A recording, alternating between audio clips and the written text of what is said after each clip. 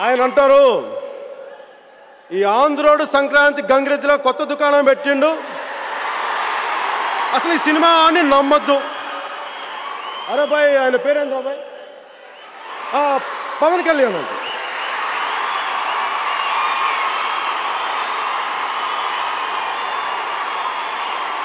అరే నువ్వు నన్ను చెప్పలే రాదే,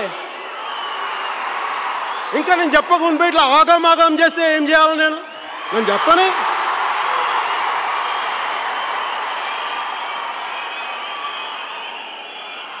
అరే నేను చెప్పినాక నువ్వు తిడితే నేను కాదంటానా? నేను పడేటోడిని కాదా?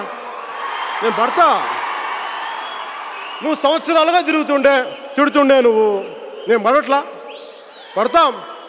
సీమాంధ్ర ప్రాంత ప్రజలని బూతులు తిడితే బంగారు తెలంగాణ రాదు. దానికోసం పాలసీలు పెట్టండి, పాలసీల మీద వర్క్ చేయండి.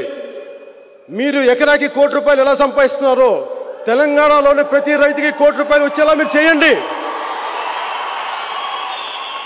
నేను ఈ పవన్ కళ్యాణ్ కూడా మీకు జై కొడతాడు, మీ వెంట నడుస్తాను. నాకు పిరికితనం అంటే చాలా చిరాకు. పిరికితనంతో వెన్ను చూపడం నాకు తెలియదు.